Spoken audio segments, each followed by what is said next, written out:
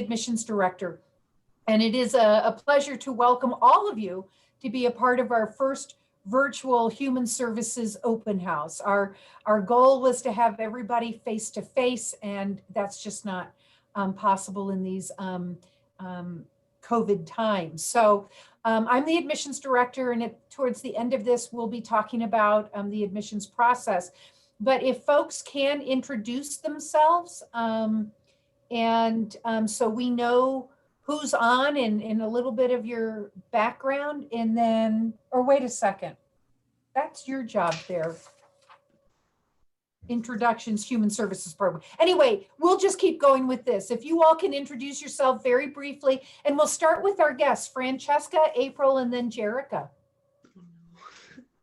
Hi, I'm Francesca, and I'm from Bridgeport High School. Great.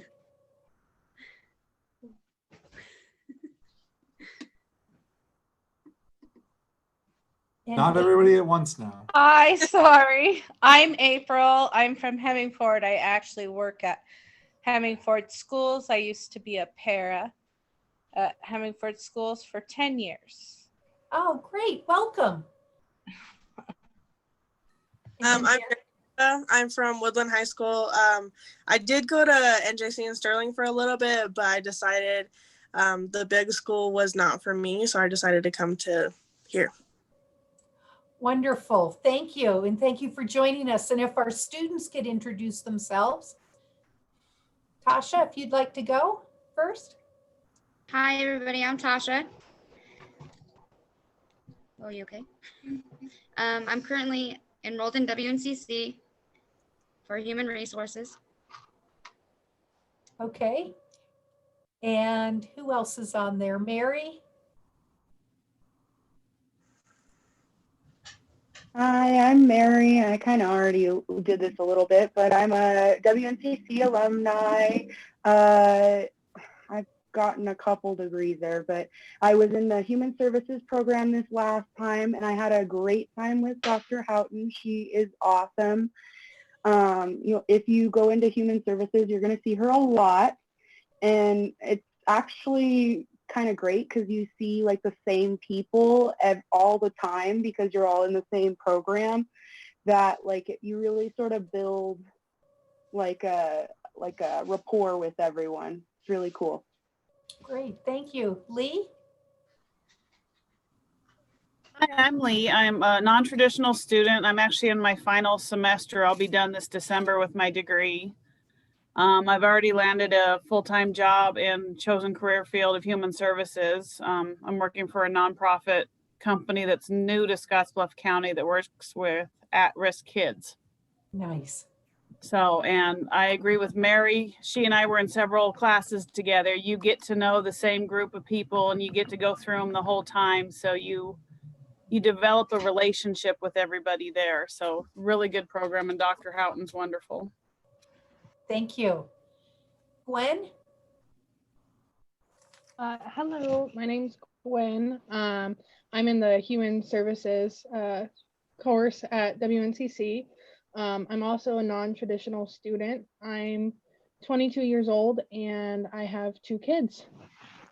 And I also want to say Dr. Houghton is great, and I agree with Lee and Mary. You do see a lot of the same people, but it's really good. Great, thank you. Graciela? Hi, my name is Graciela. I'm in my first year in this major, and it is true, Ms. Houghton is wonderful. You definitely see the same faces, so I agree with the rest of the group, but yeah. Wonderful, thank you. And we also have our admission staff here, and if I can be so bold just to introduce them and you all wave. Conager Stumpf is one of our admissions counselors. Cole Honstead is on our Sydney campus, and he's playing host tonight and will maneuver us through Zoom. Jolene Martin is our assistant admissions director, and then Debbie Wagner is also our admissions counselor, and there's Debbie. So thanks for being here. And I like your comment, Carrie, no bonus points. We should do Zoom once a week so everybody can tell you how wonderful you are. I know it's doing wonderful things for my self-esteem right now. Yes, and on that note, I'm turning the rest of the program over to you. Okay, all right, that sounds good. So I've kind of been debating on about how to best do this. I asked these students to join us tonight because I kind of feel like it's a great opportunity for you to hear from current students about their experience, and hopefully it won't just be flattery, but I'll take that too. But I think, you know, when you come to WNCC, we really want students who want to be here. And I think part of wanting to be here are students who really know what they're getting into. So we don't want to sell the program for something it's not. We want to be really honest and give you kind of a realistic idea of kind of what our program's about and kind of what our goals are. And so kind of start with that, I thought I might just kind of tell you a little bit about myself and kind of why I'm doing the things that I'm doing, I guess. So, you know, it kind of, to go back to how I got in this field, it really all started probably back when I was in high school. I was having to make decisions about my career and I had no idea what I wanted to do.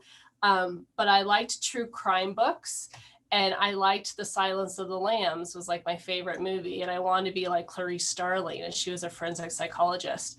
But where I lived, a really small town, Nebraska, Llewellyn, Nebraska, if any of you know it, there's no therapist there. There's no there's no behavioral health specialist there. So I had no idea really what this career field looked like or who worked into it. So I didn't really know, you know, how do you become like Clarice Starling? I had no idea. And we didn't have Google back then either, which is an important point. I should point out, this was a long time ago. So I ended up going to Shattern because that's where my parents went, and I majored in psychology and criminal justice. I liked my classes, still didn't really know what I was going to do with my life career-wise. I knew I didn't want to be a cop. I married one, which may have been a mistake, but I knew I didn't want to be a cop. So I had an internship, and there, my internship, I got to meet some therapists, and I thought, oh, this is kind of interesting.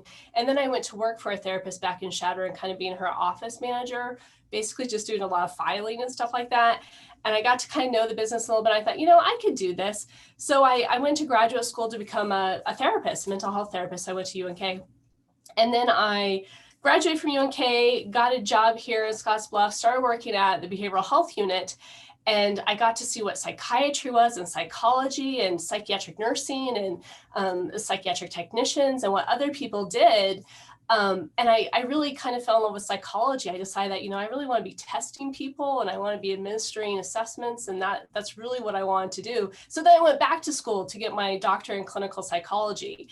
And then while I was doing that, I decided, you know what, maybe I'll just teach because, you know, this really being at WNCC has been a blessing for me because I get to still see students for counseling, but I also get to teach. I'm really kind of passionate about it because I think it's really, you know, I'm passionate about our area. I want the people who live in the Panhandle to have good service providers. And I think if I can play a small role in that and kind of helping people really provide quality services to people, that's pretty important to me. And the other big part of it here is I really like being able to help guide students in their own career path, because I feel like I jumped around a lot. There was a lot of confusion. I didn't know what I was doing. I have a lot of student loan debt because of that, because I probably didn't need that first master's degree. I mean, I'm using it now, so I guess it's okay. Everything works out in the end anyways. But this is really kind of something I'm passionate about, is really kind of helping students in their career path. I think that's really important. So I'm trying to figure out the best way to do this, but I'll just share my screen and start with my slideshow here, I suppose. So what are human services? So this is a term I was not familiar with even when I was working in human services for a long time. We weren't supposed to see that slide. But I wasn't really familiar with what human services were because no one used this term. So I like to explain what human services is because I think that's pretty important. So human services, it's really an umbrella term that covers a lot of careers in a lot of different environments. But the idea is all these different careers really work together to help people with problems in living. And so that can be a multitude of things, right? And I think one of the best ways to think of human services is to think of it as kind of an umbrella. with each section of the umbrella here kind of representing maybe a different human service worker as well. And together they really have that person covered. So you might have a therapist, a mental health therapist like myself, a substance abuse counselor, a probation officer, a psychiatrist, and a caseworker, all working together to really provide needs for one person. And that's really, all of these people are human service workers. And so the field is really quite diverse. In our program here, we really have three major, I'm still not on the right page here on my side, so I apologize. I don't know how to do it. We really have three major kind of options in the human service program. So the first option is you could become a generalist human service worker. And these are really people who want to get out in the field right away, who want to start working with people. And you can do this either with your AA degree, so an Associate in Arts, which is kind of what we think of as a transfer degree. So this is someone who might want to go on for a bachelor's degree, or the AAS. So this is the Associate of Applied Science. And that's kind of more, we think of like a terminal degree, like this is where you stop with your education, then you go to work. And a lot of generalist human service workers are caseworkers, family support workers, psychiatric technicians. We have a lot of these people here in Scottsbluff and in the Panhandle as well. Another option is the Alcohol and Drug Counselor Certificate. So you can go right to work after being here as a drug and alcohol counselor. You can do that either by taking our certificate, which is just 8 courses, 9 if you count Introduction to Psychology, which is a requirement to take some of the other psychology classes. But you can also choose to take electives as part of your AA degree or your AAS degree that will get you the same education that you need to be licensed in the state of Nebraska. And then once you get those educational classes out of the way, and then you also do some field experience with someone who's already licensed as an alcohol drug counselor, you can apply for your provisional license as a drug and alcohol counselor in Nebraska and start getting paid, which is kind of nice too. And then a lot of people also decide that maybe they just want to be more of a professional. So either as a generalist or an alcohol drug counselor, you can always decide to go back to school too. But a lot of people already know when they first enter the program that they want to get a 4-year degree. So they might be more interested in pursuing the AA degree. These are people who know that they want to be like a social worker. We have a pretty good program worked out with Shattern State College for a pretty smooth transfer into their social work program. So I'm really excited about that. We've done some really good work with that. I have a lot of students who want to be mental health therapists. So maybe getting a bachelor's degree in psychology or family consumer science through Shattern State College. But then you can apply for their master's program in counseling. Or you might decide, you might know, unlike me, that you want to be a psychologist, and then you're going to want to pursue a doctoral degree probably right out the gate. What's really neat is, I think, in our program, we really try to help people kind of see all the different careers within human services, especially in the Introduction to Human Service class. So I just put this up here. I don't know if this is too much to really look at or not, but this is just kind of a recommended plan of study for students. But here in this first semester, I really recommend that students take Introduction to Human Services and Introduction to Psychology, because this just gives you a really broad understanding of all the different careers and options within the human services field. And maybe then you can still decide if you want the AA or the AAS, if you want to transfer, if you want to go right into the field right away and work. But this gives you an idea of kind of some of the classes that are required. I should stop and ask, any questions so far? No? All right. I'm just going to keep going because I'm excited for a couple of videos that I want to show you. That's why I feel like I'm under the gun a little bit. So one thing that kind of is a segue into these videos, I want to tell you a little about the goals of the program, because I feel like, well, a goal of mine is to make sure that the human service program gives you a really broad perspective of human services. And so we have some very specific outcomes for this program. One is, I want you to know about the history of human services, kind of how it develops, how it changes over the time. And a lot of this is dependent on political stuff that's going on. So presidents who are in office, administration, policy, a lot of human services is funded by federal money. So it's important to look at kind of the history of the field, but then also to be a little bit civically engaged to know that, this matters in human services. A second goal is just understanding human services. So human systems. So understanding how people as individuals work, understanding how groups of people work together, understanding how families work together. So just kind of having a broad understanding of how people relate either as an individual or with other people, other groups. I want people to kind of have awareness of the different delivery systems within human services. So there's ways to provide a service, directly, face to face, over Zoom and other things like that, which we're all becoming a little bit too familiar with nowadays. But there's also, community action things. There's community-based services. There's delivery systems within schools, hospitals. There's lots of different ways that human services are delivered. Information management is a big goal of my program. I really stress the case management class, I guess, really is a lot of information management. How do you write reports? There's a lot of writing in human services, which I didn't see Clarice Starling do any of that in Silence of the Lambs. Had I seen that, I may have changed my career goals. But there's a lot of writing. There's a lot of documenting that goes into this field too. So we really stress writing skills and information management. Planning and evaluating. So how do you plan for treatment, what a client needs, and then how do you evaluate if that's successful for your client? Was this a good intervention? Interventions and direct services. We have a introduction to counseling class and group counseling class where we do a lot of counseling skills. I think they're two of the best classes because there's a lot of interaction. I think Mary and Lee can talk about and Gwen's in that class right now too, just about some of the interaction that students have with each other. And those classes kind of go hand in hand, fall semester than spring semester. So it's usually kind of a cohort that goes through those classes together, which is kind of fun. Interpersonal communication, and two, how do you communicate with people? What are the skills that you need to be an effective communicator? We spent a lot of time talking about ethics and multiculturalism and diversity and really being respectful of other people and other cultures. And then finally, a goal of this program is that I want you to have a good understanding of yourself and awareness of yourself, what's important to you, what your values are, what your beliefs are. And you don't have to change who you are as a person, but you do have to be aware of who you are as a person to work in human services, because you do end up using yourself quite a bit as a tool in your interactions with other people. So it's really good to have that self-awareness. And then I want to tell you a little bit about our general education goals here at WNCC.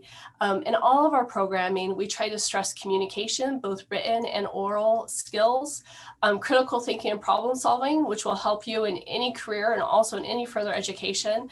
We like you to have awareness and appreciation of humanities and fine arts. These are things that bring a lot of people joy, but they also help a lot with multiculturalism and diversity and understanding others people and understanding what's important to other people. Cultural and civic awareness is a big stress here at WNCC.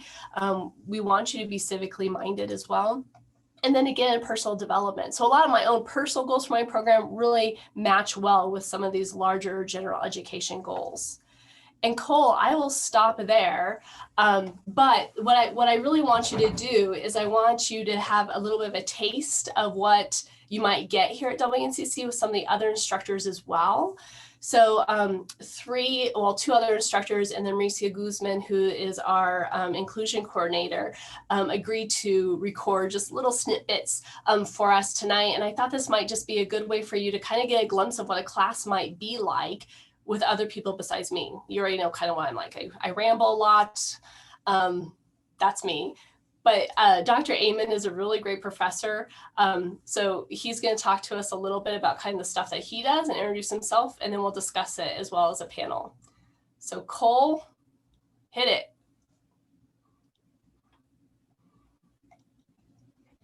Good afternoon, colleagues, and welcome to the world of ideas. Our focus during our time together in the world of ideas this afternoon is going to be history, elections, human services, and you.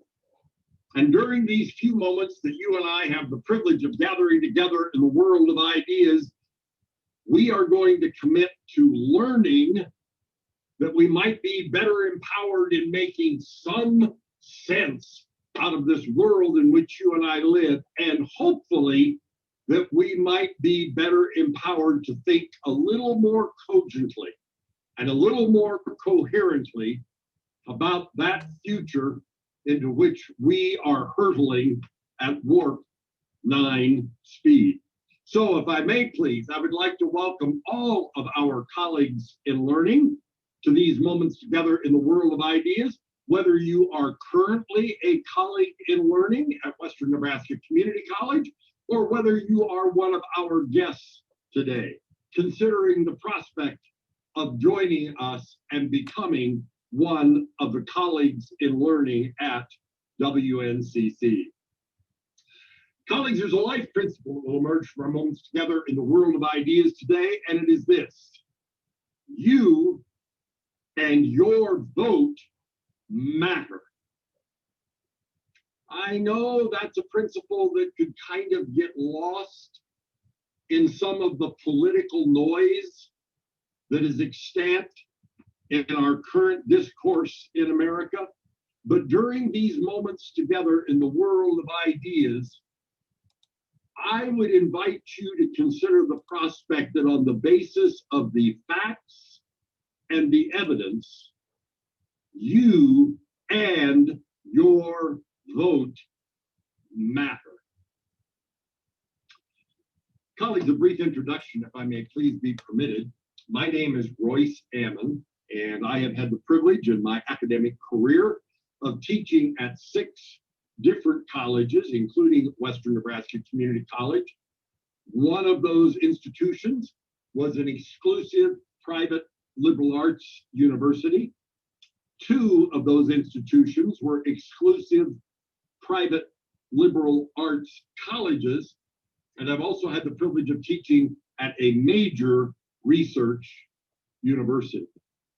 And colleagues, the only reason I share that with you is if you happen to be one of our guests today looking at Western Nebraska Community College, and specifically our Human Services program with Dr. Houghton, I want to offer every encouragement that I can that the education you would receive at Western Nebraska Community College is equal to, and in virtually every case, I believe it will be better than, an education that you would receive at any of these types of institutions at which I have had the privilege of serving as a faculty member.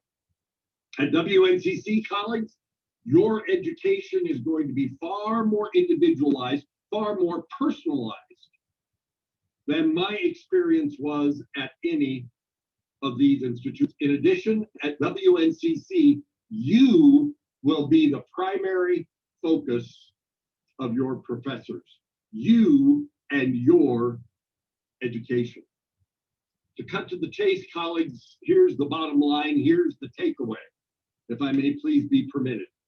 Based on my experience and having taught at 6 different colleges, including WNCC, and now my 18 years of experience as having the privilege of being a faculty member at WNCC, were you to determine to join us, were you to determine to become part of our community of learners at Western Nebraska Community College, everything that I know confirms that the entire trajectory of your future will be altered for the better.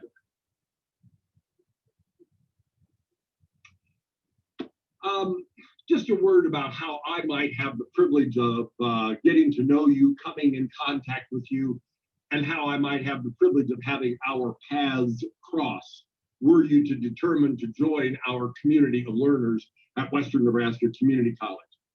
Just a word about the particular intellectual journeys upon which I have the privilege of embarking every year. In these intellectual journeys, my students and I, our community of learners, we're committed to trying to make some sense out of this world in which you and I live.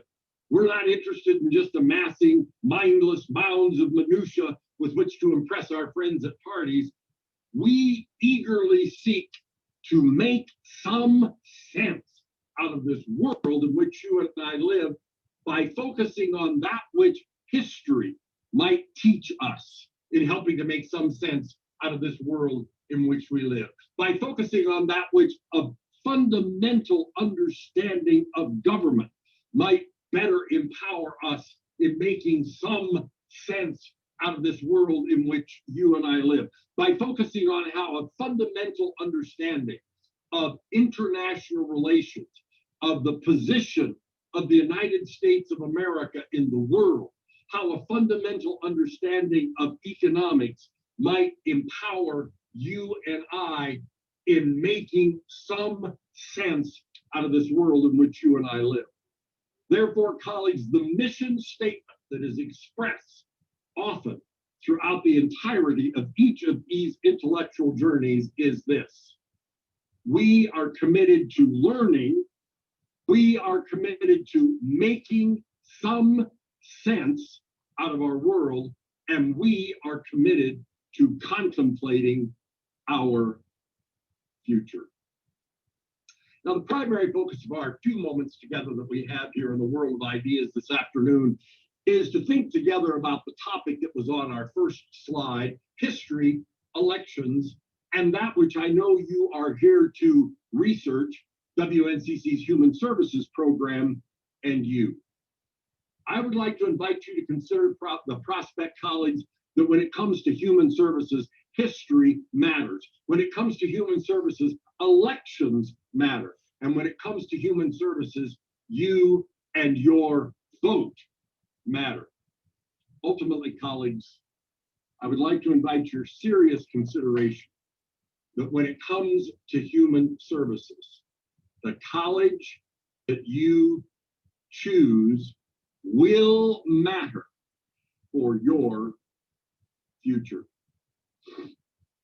Just a bit about history and elections and how they matter to human services. And by the way, we have, of course, a national election coming up in the United States of America next Tuesday, 3 November, and that election matters very much. But what does history offer to us in terms of why elections matter for human services? Well, the election of 1932, Franklin Delano Roosevelt, who was a member of the Democrat Party, won the election. 3 years later, in 1935, Franklin Delano Roosevelt secured the passage of Social Security. That, colleagues, is the very same Social Security that deposits those checks each month upon which our grandparents rely today in 2020, 85 years later. In the election of 1964, Lyndon Baines Johnson, a Democrat, won the election. And in 1965, he secured the passage of Medicare and Medicaid, the very same Medicare that pays for our grandparents' medical expenses today. And today, more than a half a century later, LBJ's Medicaid program provides medical insurance for low-income families, for pregnant women, for people of all ages who happen to have disabilities, and for people who need long-term care. In the election of 2008, Barack Obama, a Democrat, won. And 2 years later, in 2010, President Obama secured passage of the Affordable Care Act, which is also known as Obamacare. And colleagues, over the next just 6 years, the Affordable Care Act extended health insurance to 20 million Americans who had no prior health insurance. And by the way, that includes extending health insurance to some of the members of my extended family, and perhaps extending health insurance to some of the members of your family as well. Colleagues, at the beginning, our life principle said that you and your vote matters. Well, it matters with regards to human services. It matters with regards to your future, and it matters with regards to the future of America. Let me try to, in just a couple moments, if we can, colleagues, get our fingerprints all over the significance of your vote, the significance of the vote of one person. Colleagues, I totally get it. You and I are but one of 331 million Americans. And how easy it is to think, my vote doesn't matter. I don't have to get all jazzed up about that. It's not going to make any difference what I do in terms of my vote. If I may please be permitted, colleagues, 2 quick and brief examples from history as to why your one vote matters. In the election of 1960, the election was between the junior senator from the state of Massachusetts, John Fitzgerald Kennedy, and the vice president of the United States, Richard Nixon. JFK won, but colleagues had just one voter in each voting precinct in the United States of America changed her or his vote. Richard Nixon would have been the 35th president of the United States, and John F. Kennedy would have been returned to the United States Senate. In the election of 2000, George W. Bush was a contender for president on the Republican political party's ticket against Al Gore, the nominee of the Democrat Party for president.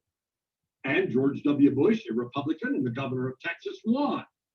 However, colleagues, had 269 people, just 269 people, change their vote in one small county, Broward County in Florida.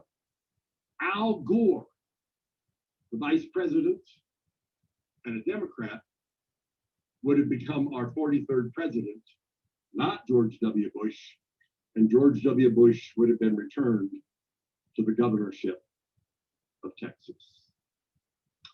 Colleagues, the life principle that emerges from our very few moments together in the world of ideas today is this: you and your vote matter.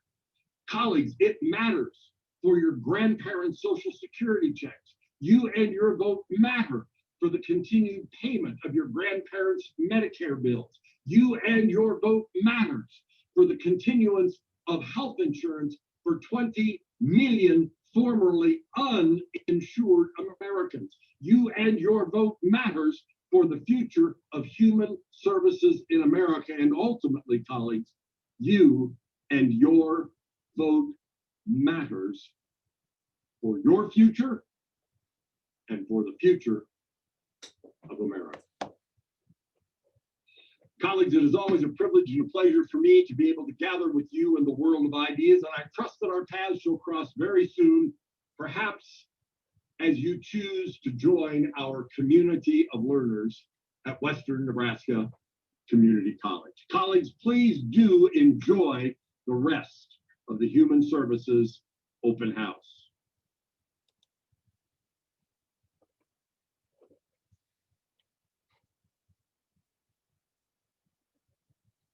Thank you, Lee. Lee's been in a few classes with me. Have any of you guys had Royce, Dr. Amen, in any classes? No, Mary? Gwen? I had him.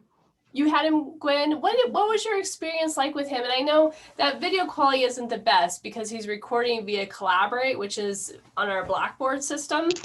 And part of the reason why I want to show that is because that's how the video quality is sometimes on that platform. Although you can attend live classes, ITV classes, some are recorded, some videos are better than other videos, but I'm sorry, Gwen. Do you just want me to talk about his classes? Or his class? Did you enjoy his classes? Yeah, I mean, he was great. He's the word I was going to say is exuberant, how he was in that video. But that really makes me, I think a lot of people can connect to him when he's talking that way. And then how he brought up voting. I really wanted to point out and mention that He's not going to talk about his own political view, and he won't push his own political view on you. And he really does try and tie all the classes together. And like Dr. Houghton mentioned at the beginning, all these classes really try and work off each other, so we get experiences together that make sense for when we go out into the field and start to work on our careers. I will say he has a difficult class, but if you are willing to read the material and attend live, I would really suggest, if you take his class, attend live sessions, that it'll be easy. He cares about his students. He always had a tutor set up for you, and she also provided her cell phone number. So if you ever needed help with an assignment, there was always someone there to help you. Yeah, I like that you mentioned that he cares about his students, because there's been several times he's walked a student down to my office who's been struggling, who isn't one of my human service students, but who's just going through a rough time, and, you know, can you recommend or can you do some individual counseling? And he really does care about his students. And one of the bit of feedback that he always gets from students in his evaluations is that it doesn't seem like that's a terrible video quality, granted, but he really does have a personality that comes through on online classes. And a lot of students say that it doesn't feel like I was in an online class. When I've seen Dr. Ammon in the halls, and if I'm with visiting students or just walking from one meeting to the next, and you see him interacting with our students, he is always that gracious, and he is always that respectful, and he truly believes that you are a part of this community of learners. It does not matter if it's your first semester or your last semester with us. You are a colleague to him, and he treats you as such. And this is my first time being able to see his lecture, and I still have goosebumps. So I have to figure out how I can sign up for all of his classes. But that is genuine, absolutely genuine. And Jolene, when you were a student here, did you take any of his classes?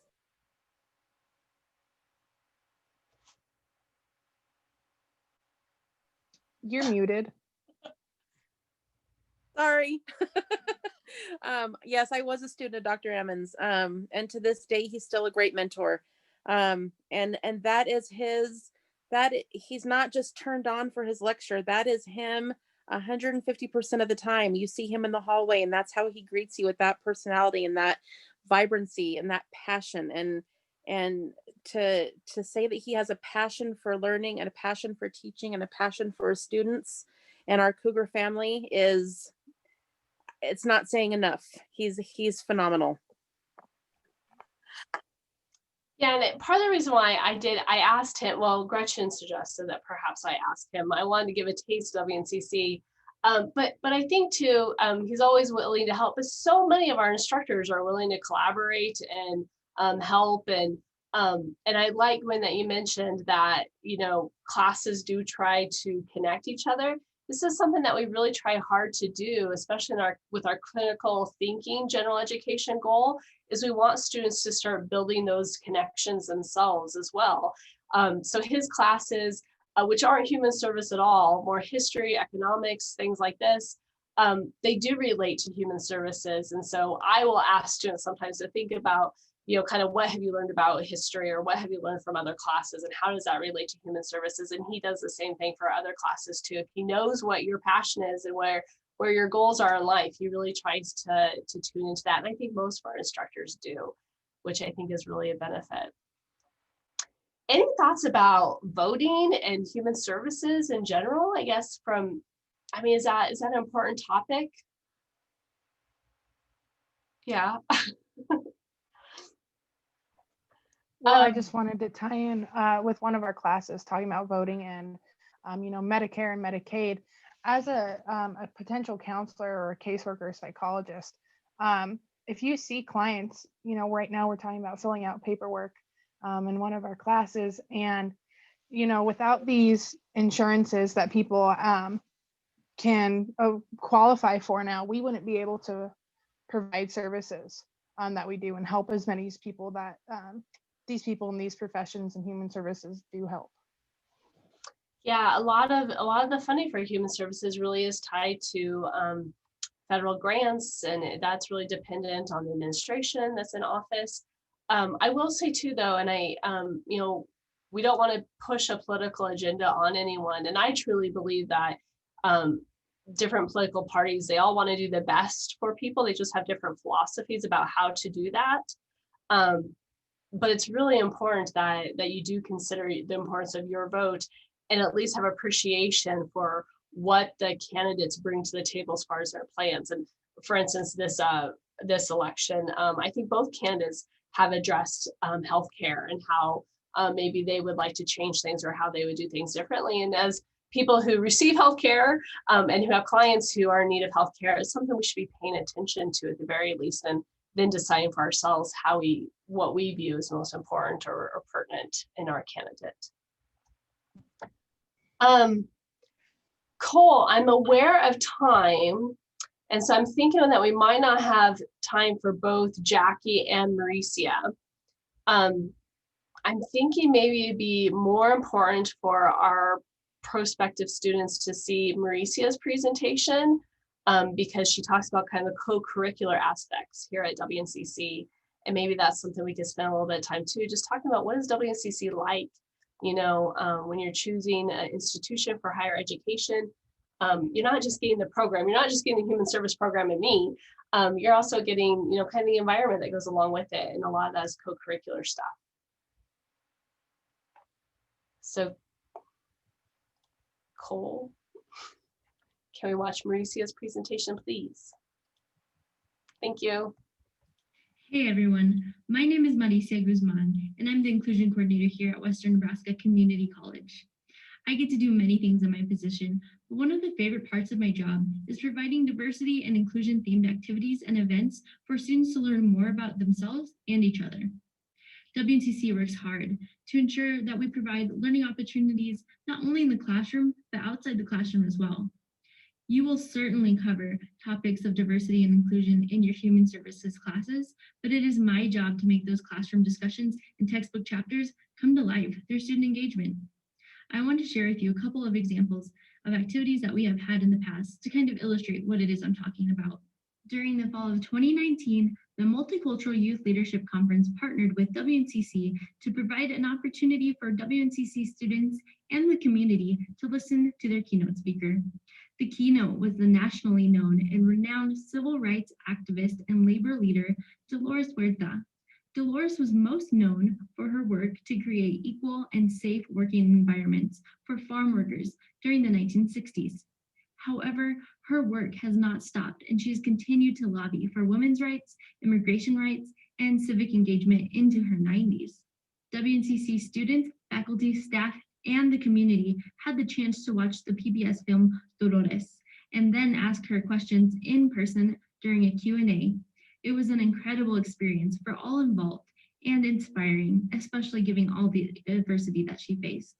In regards to learning opportunities, this event allowed students to be able to hear a perspective that they may have not yet been exposed to, and this helped to enrich their understanding and empathy toward other people's experiences, even if it is not their own. I think one takeaway from that particular event was that Dolores taught us that if we wanted to make a change in the world, all we had to do was get up and act.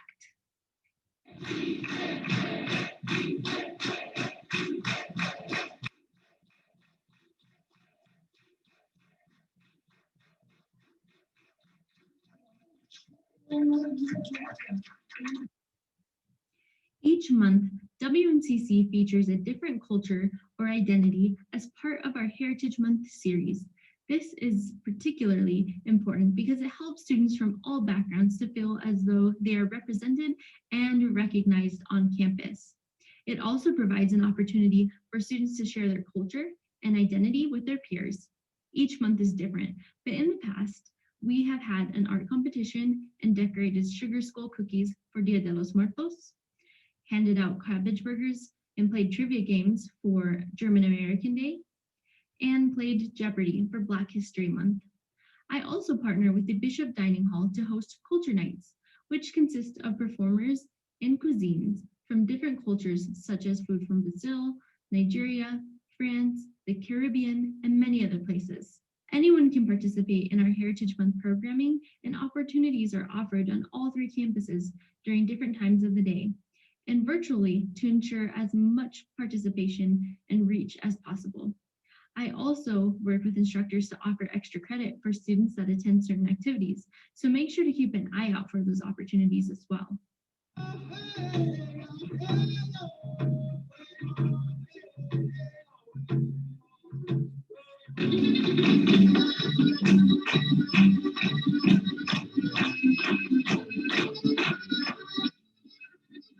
My last example of outside the classroom learning opportunities is the WNCC drag shows, Night of Illusion and Drag Me to Homecoming. These events consisted of a panel and then show put on by professional drag performers from the Colorado Front Range area. Autumn Quinn was one of the performers, and she is a WNCC alumni and Scottsbluff native. Autumn helped open up the WNCC community to the topic of drag and promoted inclusivity and understanding. During a panel, students were able to ask the performers questions about their art form and their personal identities, which fell on various areas of the LGBTQIA+ spectrum. In a survey offered to the students in attendance, approximately 90% said they had a better understanding of the LGBTQIA+ community after the panel, and the majority said their comfort level in approaching the topic of drag and the LGBTQIA+ community had improved significantly. After the panel, the students enjoyed a full drag show with witty banter among the performers and opportunities to learn throughout. Overall, the drag show was a blast, but it was so much more than an opportunity for fun. It was an opportunity to humanize issues within the LGBTQIA+ and drag community. It was a way for students to learn how to interact with topics that may make them uncomfortable and learn information in an empathetic and informed way, which was the overall goal of the drag show, not to force ideas or concepts in any way, but rather an opportunity to expose students to something drastically different than might be their normal experience. It was an opportunity to encounter these new ideas in a controlled environment so that they can learn what is the appropriate way to interact with similar experiences in their normal life. Please keep in mind, our goal at WNCC is never to change our students' minds. Our goal is simply to expose our students to as many different perspectives, ideas, and information as possible, so you can make a decision on what you believe in and how you want to interact with the world. Our world is only going to get more complex, but with future leaders that take an empathetic and open approach to all issues, not just diversity and inclusion, I truly think that we can work together to make the world a better place. These are just a few examples of all the different things we have done to celebrate different cultures and identities on campus and extend learning opportunities beyond the classroom. We are only getting started. I hope to see you out in the pit area, in your classes. I often come and present on different topics or during other activities and events on campus. I am also open to ideas and conversations. So if you have an idea for a diversity event, please come talk to me. I can be found in the Student Success Center, which is located just north of our Welcome Center here on the Scottsbluff campus. I look forward to meeting you all someday and getting you involved in student life here at WNCC. Go Cougars!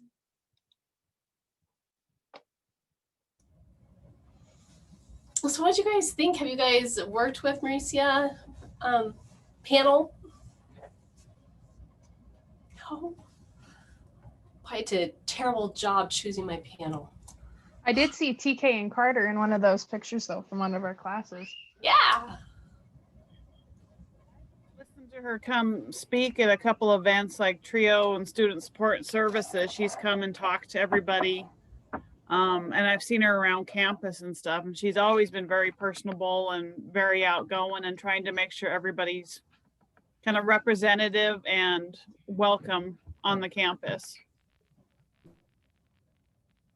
Yeah, I really liked when I was able to interact with Mauricia. I know she just, when I was leaving, she was just getting her office set up in that building across the way from the main building. And it looked like pretty good then. we did the diversity inventory for extra credit for a class, and that was really interesting just to have her like break down those scores and like really like explain like what that means, because since that's more of a I don't know, it's less like absolutes and more like breaking down like what you really do believe, and like it's not like good or bad, it's more let's talk about where you're coming from. Yeah, and Mary, you chatted. Shout out to Autumn. Did you go to the drag shows? Yes, I did. I love Autumn. I follow her, and the names of the other, I followed 3 of them. They gave me their Instagram handles after the show. I can't remember the other 2's names off the top of my head, but yeah, Autumn's very informative too. And the drag shows are a lot of fun. I don't know if they have like another one scheduled. They should. It was amazing. I don't think so right about now because everything's kind of taking place over Zoom. Yeah, COVID has changed life a little bit. And yeah. You know, and even too, you mentioned that Mauricio was moving into that old building. They've now moved her into the Student Success Center. So there's even changes with that since you've left, Mary. Everything changes. But the drag show was really cool. I went to the last one, and not something I would normally have attended. I'll be honest with you. I would have never, that's just not my scene, but it was a lot of fun. And then there was a panel too, where the performers talked about themselves and their experiences, and it was really quite informative as well. Yeah, and I just want to say, like Marisa said in her video, it's not about changing your perspective or your opinion, but more or less just exposing it to you, because I can say, coming from a really small country town, there's not much that I know about this or have learned about it. And so just not from the drag show alone, but from other classes too, it really exposes you to a lot of things that you may not have thought about before. Guys, we only have a few minutes left, but I'm wondering if each of you want to, Lee talked a little bit that she's currently working in the field as a human service worker, doing great things with Bannister's Leadership Academy. But I'm wondering if the rest of you, and Graciela, I think your video is off, but if you want to share too, kind of just your career aspirations and kind of your journey, and then maybe Francesca and April, if you're still on too, and Jerica, just kind of what career are you thinking about? So we'll go, Tasha, what's your, Francesca, no, go ahead, go, we're here for you. What's your plans? Probably like school counseling, because I enjoy like helping people and like just like figuring out their problems and talking about it and helping them feel like they're special in some way, even they're like not in like a negative situation. So you must like a certain age group too, if you're thinking about school counseling, like little kids, like elementary, middle school, high school. I'm not really sure yet, but at this point, I'm just like at that point, whatever's there, what I'm interested in. Yeah, cool. How about you, Mary? What are your plans? Well, I'm sure Lee's already heard this before. It hasn't changed much. I want to be a mental health counselor eventually. We're getting there. But really, I'm more of a generalist. I want to know that I'm going to be able to do some good. I don't know if I'm at a point in my education where I can really do that yet, but I'm willing to get out there and get the experience to be able to do so. So it's just really human services directed. There's steps along the way. I was thinking about case management, or even I know Lee had contacted me about that academy that she's doing right now. At the moment, I'm really just working my way through school. I'm very busy. Yeah, but thinking about mental health counseling. Mm-hmm. And Gwen, I think you're still thinking about counseling or substance abuse counseling, or where are you? Well, right now I'm working on my human services associate's degree, but I'm also I'll be certified as a drug and alcohol counselor, but I still have to get the licensing requirements. My two really big careers that are standing out to me is to be a drug and alcohol counselor, just from life experience, wanting to help people, and then also potentially a child protective services worker for DHS. How about you, Tasha? Through my life experience, I've learned that a lot of it is learned behavior.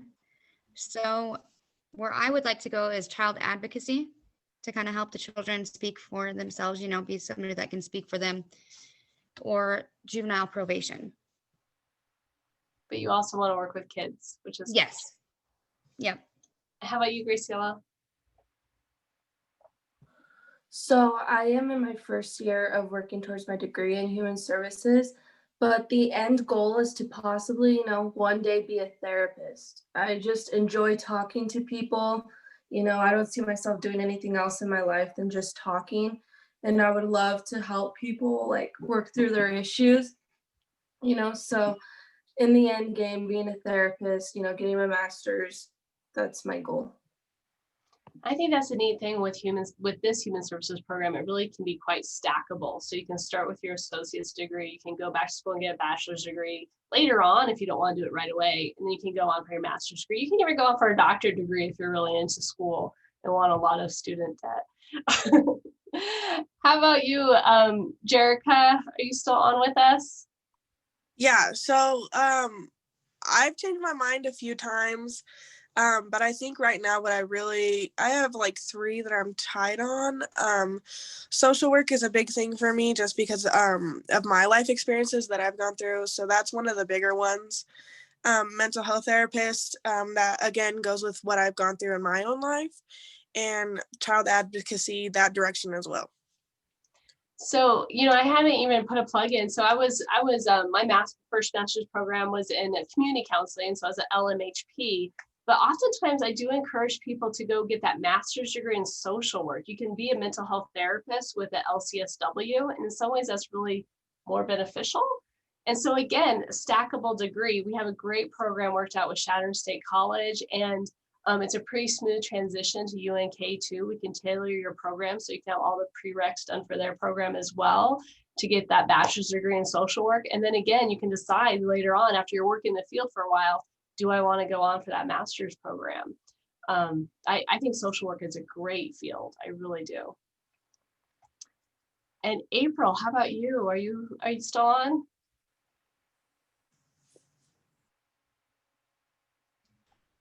I'm still on. I know I want to do something to help people. Obviously, I'm older. My youngest one is graduating this year, and I've done para in the high school while my kids were growing up, and I know this is the field I want to go in. I just don't know where yet. That I just want to help people. I love being a para, but para does not pay. So I need to find something where I can help people, and it helps pay the bills as well. Paras in school are so important to our education teacher, Robin Hayhurst. She's in charge of the education program. She and I have talked a lot about how it'd be great if we developed a human service program for paras so that they can move up on the pay scale, get some more skills, more education, because they are so essential in the school system. You serve such an important role. Definitely, paraprofessionals are human service. You're working with people, you're helping people. Yeah, sorry, Gwen, I cut you off. You're fine. I was just gonna say, April, if you're trying to decide what you want to do, I had the Intro to Human Service class that we're taking right now. About every week, we have a professional that comes in and talks to us about what they do, what their job entails, and the education required to get there. And they also talk about the goods and the bads. Also, we have an assignment where we're interviewing professionals, and Dr. Houghton could probably find the link for Panhandle Partnership. A lot of you can type into what you're interested in, and a lot of people on there are really responsive to emails if you're interested in finding out what they do and what it takes to get to where they're at. And a lot of That people would in be human, great. and a lot of people in human services are really wanting to kind of recruit for their fields because there's such a need, and they want people who are really passionate about helping other people to get involved and to pursue this as a career path. So that is an assignment, to interview professionals in the community, in the Panhandle. Just again, I think so much, it's so broad, like you're saying, April. It's so helpful just to get kind of some more information about what's out there, what's Gwen, the goods and the bads about the different careers. Absolutely. So guys, any other questions for me or our panel of students? I know we're over time. Doesn't happen very often with me, I promise, but any questions for the students or any questions for me? I just want to say I did put the link in the chat, and if you scroll down to the bottom, on the left, it's if you click on, I think it's, what is it called? Western Nebraska Resource Guide. That'll get you started in looking at professionals and also the counties that they serve. Thank you. That's appreciative.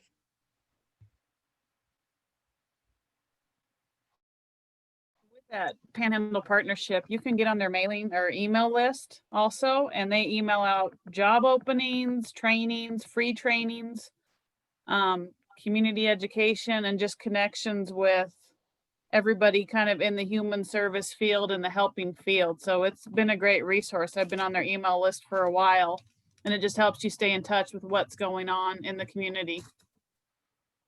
Yeah, that networking is so important in human services as well. Francesca? So in my situation, like I am originally from Baird.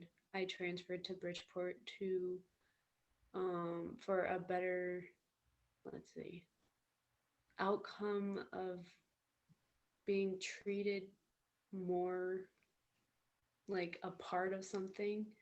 And I am graduating in December before Christmas. And I thought, I don't know if it's possible for me to be applied to WNCC by spring, or I have to wait till fall. You know, I'll let Gretchen answer that question, and I'll kind of, maybe this is where we just turn it back over to admissions, but she's probably the best person to answer that question.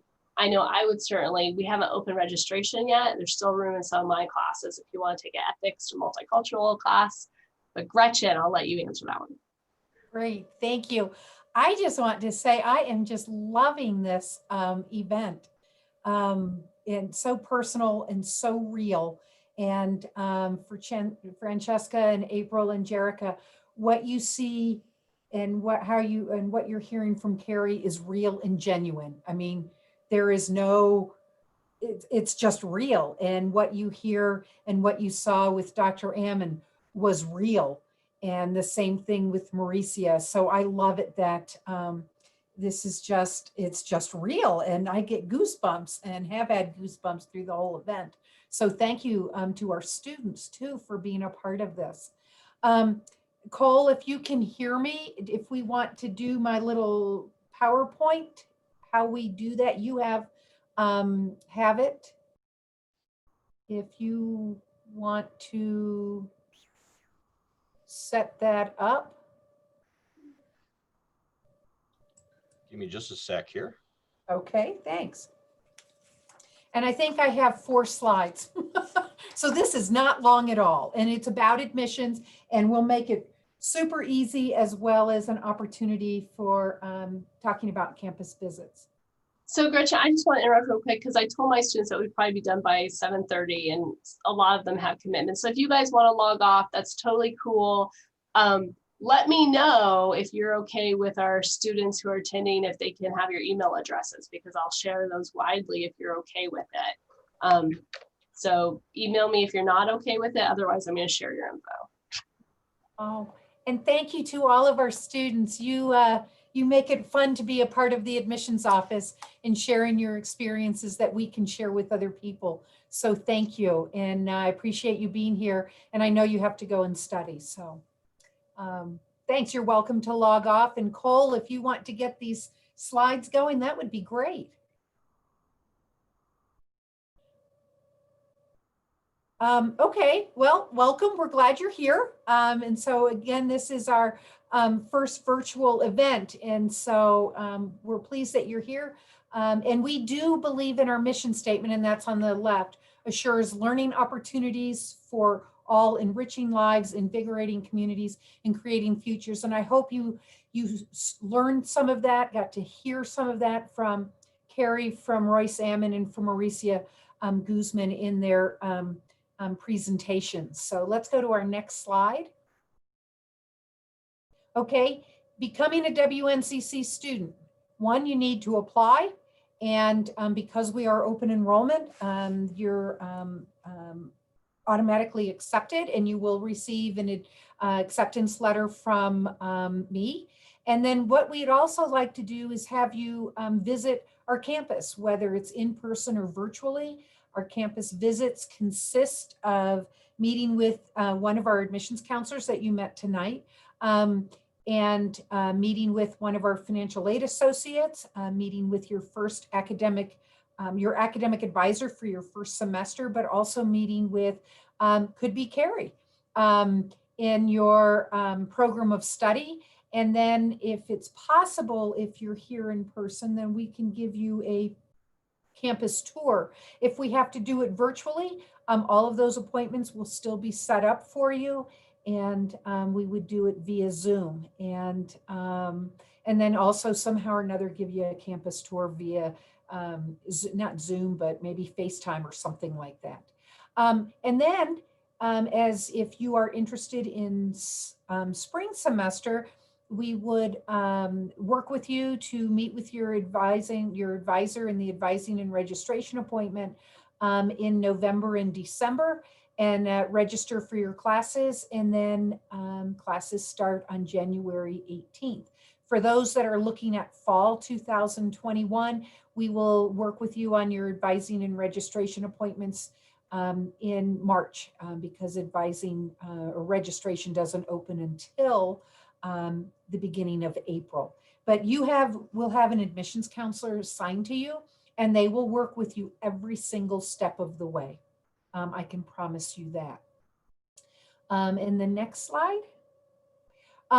If you come to campus or next semester, as long as we are having some classes in person, we do require masks. We are committed to keeping our environment healthy and each other healthy. And so we will meet with you via the phone, on campus, or via Zoom. But we just wanted to put our COVID health guidelines up there because we take it seriously.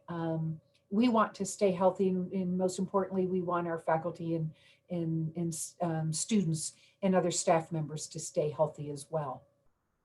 And then the last one is visit us. If you go onto our website under admissions and aid, hover over that, you'll see the visit campus link, and there is a campus visit request form. We do request that you complete that because we use that information to help schedule and schedule all the appointments for your campus visit. And that just helps us. And again, if you have any questions, admissions@wncc.edu, it goes to all of us. And so one of us will respond, and you're welcome to give us a call, and we'll take it from there. Excuse me. So I just want to say I am so thrilled that you all are still with us and that you participated tonight, and we have recorded this event, so we will get the recording out to you so you can share it with your family if you want and go from there. But Lee, you have a question? I just have one comment I wanted to make for anyone considering, besides the staff being wonderful and helping you through the process, because as a non-traditional student, I was clueless. They also help you find the funding and the grants and the scholarships out there. So like my degree, I'll graduate in December debt-free. With the help of WNCC, I was able to locate enough grants and scholarships to do it. So it can be done. So if that's holding you back, don't let it. And on that note too, fill out FAFSA if you're going to do school. Don't wait till the last minute. Do it as soon as you have the opportunity. And we can help you with that, not actually helping you fill out the form, but we have resources here in the Panhandle that work with our students, and your admissions counselor will make sure you are aware of what those resources are, and they're free.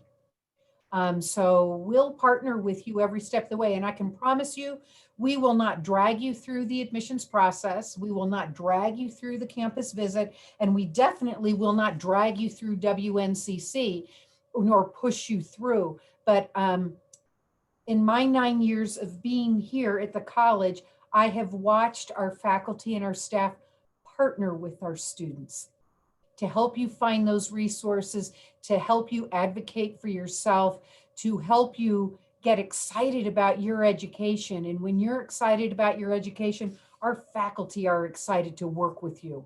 And so it's a partnership. And Carrie, if you want to agree or disagree on that, that would be great.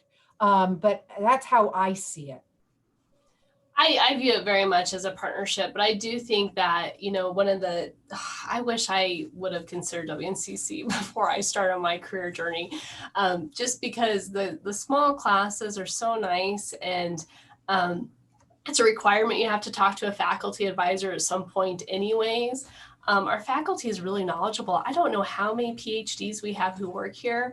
We have people who've worked in the field, you know, which is really quite different than what you get at a four-year institution or a university where, you know, people go to school to teach people about careers. A lot of us have really worked in the field and have some really great experience, and we're passionate about our fields and our careers, and we just want to see the best for our careers. So I think that, yes, our faculty and our staff are great. And we do partner with students. We don't do the work for the students, but we definitely have some good knowledge, and we definitely do encourage. And I wish all students would take advantage of that, because I know almost all the faculty and all the staff as well are just more than happy to sit down with students and talk about the students' career plans and future plans. Yep. And I see the question from Gwen. Francesca, we have your phone number. So what we can do is one of us, and I think we're going to have to flip a coin among the staff who's going to call you. But we will give you a call tomorrow and walk. Fine. Work. Okay, Jolene called you first. So she will work with you on the admissions process. Okay. Thank you. And then she'll follow you all the way through. Okay. Thank you. So yay. Okay, I have a really quick going off of the whole staff helping the students and everything. One of the reasons why I left NJC was because the staff wasn't really reliable, in my opinion. I came from a really small school where I had a lot of unreliable teachers, so I don't have the greatest high school education. So I really struggle in mostly math and science. I just kind of want to hear about like the resources I can get, and if the teachers are really one-on-one, because that's just something I really struggle with. I came from a really small school with a class of 5 kids in it. So I just want to know if I'm going to be able to have kind of the same thing of reliable help, I guess. Jerica, do you want to take classes? Let's assume for conversation's sake that you are coming to WNCC. Would you be attending the Sydney campus? Yes. Okay, Cole, this question's yours. Oh yeah, you're gonna put me on the spot here. So with our classes being small, you're gonna get that small classroom feel anyway. Our average class size is going to be about 13. Okay. The most you're gonna have in a class are gonna be your general studies courses, maybe your English, maybe a science course. But when you are getting into Dr. Houghton's courses, she's going to have a little bit smaller number. And so she's going to be able to know, she's going to be able to call you out and say, hey, Jerica, this is what it's going to be. You're going to answer this question. She does that to me all the time, even though I don't have any classes with her. But That doesn't seem fair. So with that, we also have those resources. We have free tutoring. So if you are having trouble, you are able to get that tutoring. Depending on what class it is, we can try to find you the tutor as quick as possible. It may be where, you know, I see Gwen on campus once in a while, so she may be your study partner for something, and she can help you through it. Okay. And I just want to say too, I don't know what other classes he teaches. Dr. Lenzen, he also makes personal time for you. He'll meet you in the library and work with you on your assignments. And he also gave out his personal phone number. So on weekends, if you're having issues with figuring out how to do an assignment, he'll help walk you through that process. Okay. And lay your fears to rest if you're concerned that you didn't have the best education. I dropped out of school when I was 16. And both of my kids are now college age before I even considered going back to school. And so they were there, they helped. It was a struggle, but they were there and helped me through it and get what I needed to be where I'm at and have like the math and whatever else behind me that I needed. Mm-hmm. Do they, in Sydney, do they have the modular math courses? We do. Dr. Lenzen will be teaching those modular math courses.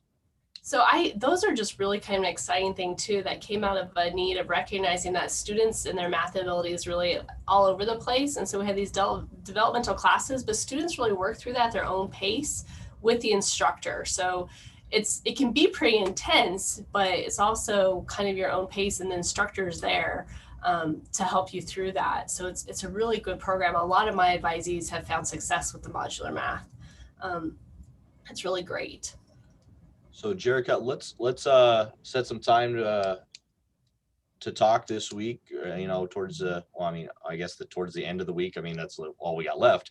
But let's talk probably tomorrow afternoon or Friday morning. Let's talk and let's see what we can do and get you over here to campus and we can work with that and get you ready for, if you want, spring classes or fall. We can, whichever one we can go for.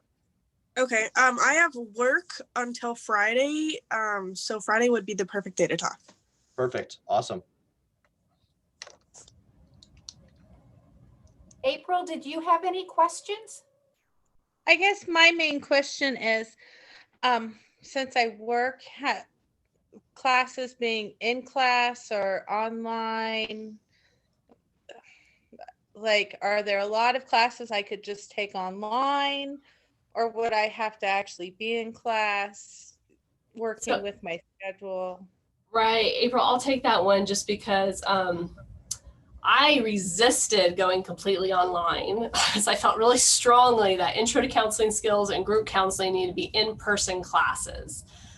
COVID happened, and so I've adjusted, and so has everyone else. I don't want to promise that like all of the human service classes will be online, but it's pretty likely that they will be. Gwen is a good example too. I don't think that she would have been able to come up here for intro to counseling skills if we didn't just do it all online. She's down there in Colorado. So I think it's probably going to stay this way, that all of my core classes will be online. The one that I was really holding on to not being online was also my intro to human service class, but with COVID, it was just too hard to force people to all get together at the same time. So yes, I think that I can say pretty definitively, although it's not written in stone, that the human service core classes will be offered online. And then with the general education classes, I'm not aware of any of those that you have to be in person. I suppose a science lab might be difficult to do online. And so if you're pursuing the AA degree, that transfer degree, you might have to be in person for a science lab. Is that? We actually do have one course that is online, and that is environmental science. Okay. Yeah, So, I was about to say I took that one. Okay. Well, there you go. So you can pretty much get your associates online.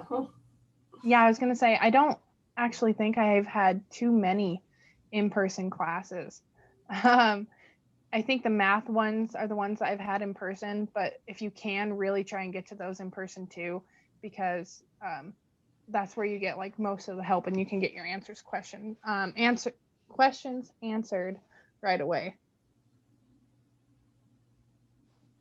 Thank you. I appreciate it. Yeah.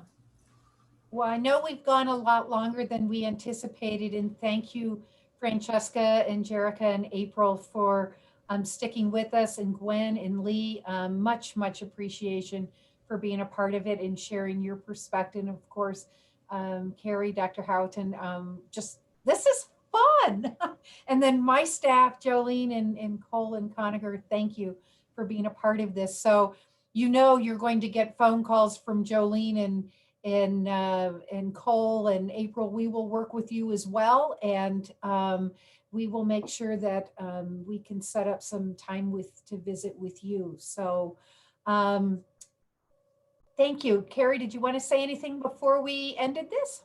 No, I guess I want to encourage you to just keep reaching out too if you have any other questions, or you know, something did get answered tonight, feel free to email myself. My email address is on our website in the directory, or an admission staff person can give it to you. But I feel like I'm pretty responsive to email. Gwen might disagree. She emails me a lot, so I might have missed a few. But I feel like I'm pretty responsive to email. And I can't stress enough how I just really want to assist students. Even if you decide that WNCC is not for you and admissions, close your ears. Let me know what your questions are, and I'd be more than happy to direct you in the right direction. It's really important to feel like you're going the direction that you need to be going in. And we hope that's here at WNCC. But if it's not, I'm more than happy to help direct you in a different direction as well. And Carrie, we do the same thing for Okay. students. All right. Because if we were the end all for everybody, we'd be a huge campus, but we know we're not. And so we will also assist you in all sorts of ways. And just know that, WNCC is your community's college, and we're here to support you. And so I know you'll be hearing from Cole and Jolene, and we'll take it from there. And thank you so much for being a part of tonight. And we wish you well. And I hope to hear from you all soon. So thank you. Yes. Thank you guys